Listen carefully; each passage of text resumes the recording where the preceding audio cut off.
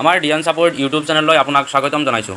মুখ্যমন্ত্ৰীয়ে এক বিশেষ ঘোষণা কৰিছে যে বিধৱা মহিলাসকলক এককালীন সাহায্য প্ৰদান কৰিব। সেই ঘোষণাটো হৈছে মুখ্যমন্ত্ৰীৰ কোভিড-19 বিধৱা সাহায্য আঁচনি কিদৰে লাভ কৰিব এই আঁচনিৰ সুবিধা। হিতাধিকাৰীৰ যোগ্যতাৰ নিয়মাৱলী ঘোষণা। প্ৰতিশ্ৰুতি পালনৰ বাবে আগবাঢ়িছে মুখ্যমন্ত্ৰী ডক্টৰ হিমন্ত বিশ্ব শৰ্মাৰ চৰকাৰ। কোভিড-19ত গাঁতমাউৰা হোৱা শিশু কিশোৰীৰ সম্পূৰ্ণ দায়িত্ব ৰাজ্য চৰকাৰে লোৱাৰ ব্যৱস্থা কৰাৰ পিছত আন এক প্ৰতিশ্ৰুতি পালনৰ বাবে আগবাঢ়িছে মুখ্যমন্ত্ৰী ডক্টৰ শৰ্মা। দেওবাৰে মুখ্যমন্ত্ৰী ডক্টৰ শৰ্মাই সদৰি কৰা মতে কোভিড-19ত আক্ৰান্ত হৈ মৃত্যুত আঁকোৱালি লোৱা লোকৰ বিধৱা পত্নীক এককালীন সাহায্য হিচাপে 2.5 লাখ টকাকৈ আগবঢ়াব ৰাজ্য চৰকাৰে। মুখ্যমন্ত্ৰীয়ে সদৰি কৰা মতে মুখ্যমন্ত্ৰীৰ কোভিড-19 বিধৱা সাহায্য আঁচনিৰ বাবে কেতবোৰ চৰ্ত আৰু নিয়মাৱলী থাকিব। আঁচনিৰ বাবে যোগ্যতাৰ চৰ্ত। হিতাধিকাৰীৰ অসমৰ স্থায়ী বাসিন্দা হ'ব লাগিব। হিতাধিকাৰীৰ স্বামী মৃত্যুৰ সময়ত কোভিড-19ত আক্ৰান্ত হৈ থকাৰ লগতে ৰাজ্যিক কোভিড ডেথ অডিট বৰ্ডৰ দ্বাৰা প্ৰমাণীকৃত হ'ব লাগিব। হিতাধিকাৰীৰ পৰিয়াল নিম্নায়ৰ হ'ব লাগিব, যাৰ বাৰ্ষিক উপাৰ্জন 5 লাখৰ অধিক নহয়।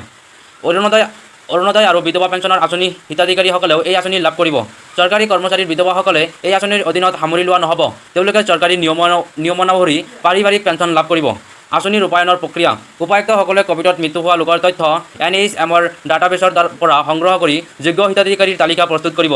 যোগ্যতাৰ চৰ্তাৱলী অনুসৰি তালিকা প্ৰস্তুত কৰিব। প্ৰমাণীকৰণৰ পিছত হিতাধিকাৰীৰ একাউণ্টলৈ ধন স্থানান্তৰ কৰা হ'ব। যোগ্যতাৰ চৰ্ত পূৰণ কৰাৰ স্বত্তেও কোনো ব্যক্তিৰ নাম তালিকাৰ পৰা বাদ পৰে তেন্তে সংশ্লিষ্ট হিতাধিকাৰীয়ে উপযুক্ত নথিপত্ৰ উপায়ুক্তৰ হাতত দাখিল। Thank you. আমাৰ এই ভিডিঅ' চোৱাৰ বাবে আপোনাক অশেষ ধন্যবাদ।